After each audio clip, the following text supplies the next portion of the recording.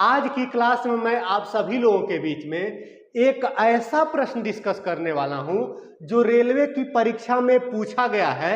और आप अगर इस प्रश्न को देखेंगे या इस तरह का प्रश्न आपकी परीक्षा में पूछ लिया जाए तो आपके खुशी का तो कोई ठिकाना ही नहीं रहेगा कि आप कितने खुश हो जाएंगे।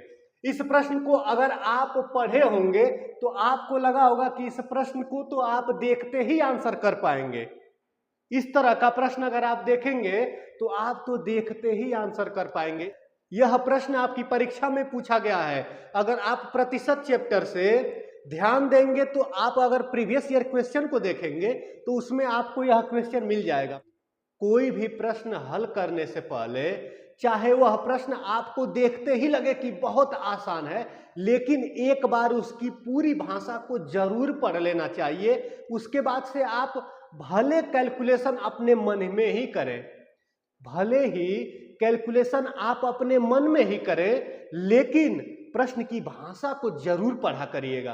प्रश्न की भाषा को अगर आप पढ़ेंगे तो आपका आंसर कभी भी गलत नहीं होगा। लेकिन कभी कभी ऐसा होता है कि कुछ क्वेश्चन देखने में आसान होते हैं लेकिन अक्सर उसका आंसर गलत हो जाता है। और जब बच्चे एग्जाम हॉल से बाहर निकलते हैं और अपने पेपर का मिलान करते हैं तो उनको लगता है कि अरे यार कितना सस्ता क्वेश्चन मैं गलत करके आ गया। ठीक है, तो चलिए सबसे पहले इस प्रश्न की भाषा को हम लोग पढ़ते हैं और देखते हैं कि यह प्रश्न में पूछा क्या गया है।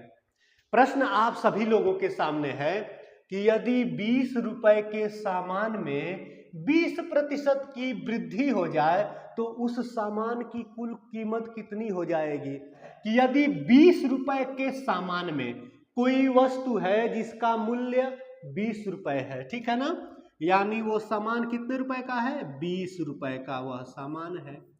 हो क्या रहा है कि 20 रुपए के सामान में 20% की वृद्धि हो जाए, यानी 20 रुपए के सामान में 20% की वृद्धि हो गई है। यानी 20 रुपए का 20% जान लीजिए कि कितना होगा। तो 20 रुपए का 20% हम लोग निकालते हैं तो यह 20 है, का मतलब गुड़ा, और ये 20/100 इसको लिखेंगे। 20% को 20/100 लिख सकते हैं। चलिए 20 से कम 20, 20 25 100 और 5 चौके 20, कितना आ गया, 4 रुपए आ गया। यानी 20% कितने रुपए के बराबर हो गया, 4 रुपए के। और यह 4 रुपए क्या है, वृद्धि है।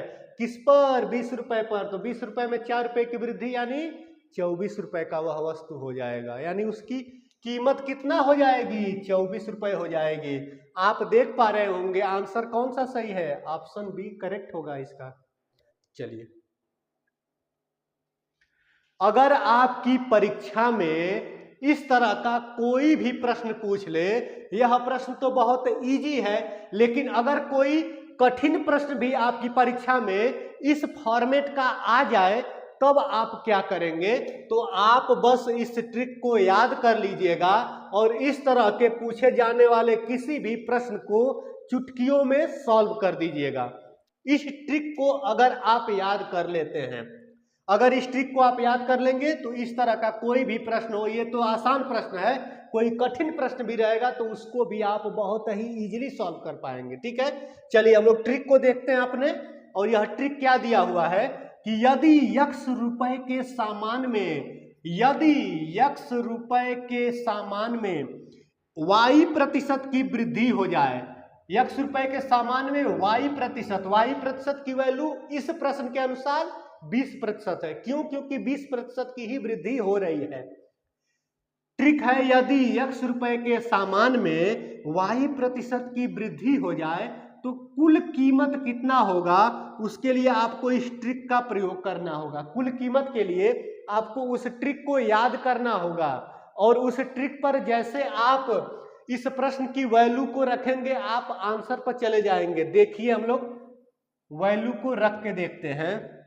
ट्रिक क्या दिया हुआ है कि x, पहले x की वैल्यू हम देख रहे हैं कि कितना है, 20 है। अगर आप ट्रिक से ध्यान देंगे तो x की वैल्यू कितना है, 20 रुपए। चलिए आगे, स्टार का मतलब यहां पर गुणा का निशान है। ठीक है, ये गुणा हो गया। उसके बाद से क्या है, 100 प्लस प्रतिशत वृद्धि कितना हो रहा है, 20 की बटे में 100, सॉल्व कर दीजिए। ये 20 हो गया और ये गुड़े यह 120 बटा में 100 हो गया। आप 20 से कम 20, 20 पच्चे 100, 5 से काटेंगे 120 को तो 24 आ जाएगा, यानी 24 रुपए के बराबर हो जाएगा। यानी कौन सा ऑप्शन करेक्ट होगा? तो आप देख पा रहे होंगे ऑप्शन बी आपका क्या हो जाएगा, करेक्ट आंसर हो जाएगा। अगर यह क्लास आपको पसंद आया हो तो हमारे वीडियो को लाइक और चैनल को सब्सक्राइब करना ना भूलें। थैंक यू, धन्यवाद।